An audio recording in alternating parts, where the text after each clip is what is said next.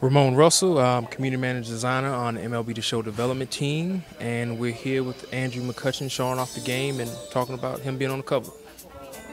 Could you tell us a little bit about what fans are expecting in this new iteration of MLB? I guess it's always authenticity and realism and continued evolution of our core modes.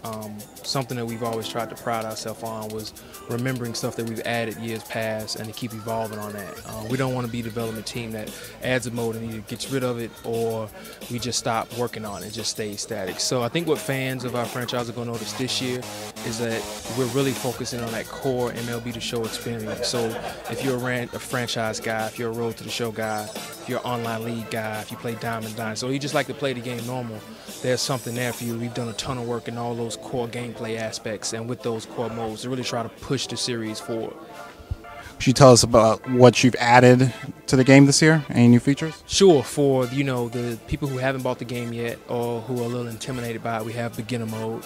And it's just what it is. It's a way to teach you how to play the game, ease you in, so it's not as intimidating as it has been in the past.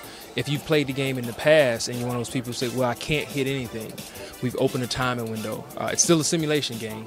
You're not going to score 60, but you're going to see more offense. You're going to have those games where you get 15, 16 hits. The score is 13-9 or 14-10 like you see in the real MLB. Every game isn't going to be, basically a shutout or a pitch fest. You're going to have those games where the offense just breaks out.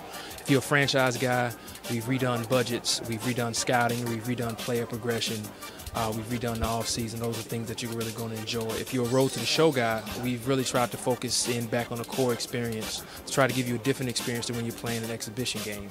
So you're going to hear different audio, you're going to hear different chants. We have over 1,000 new Road to the Show animations. We have new Road to the Show commentary.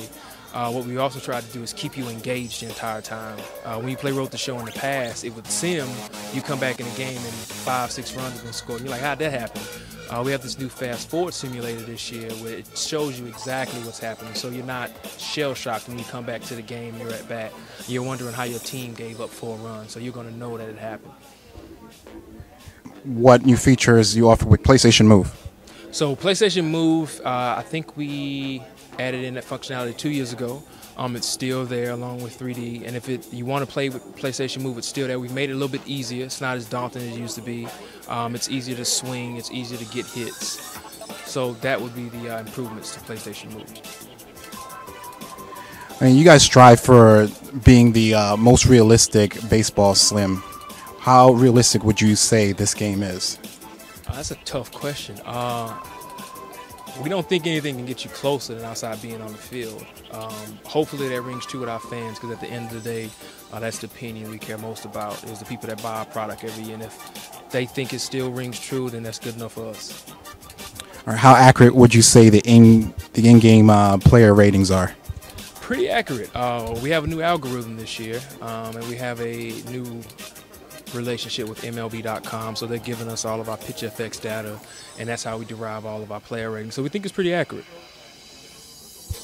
Well, could you tell us a little bit about how you got started into working with Sony and MLB?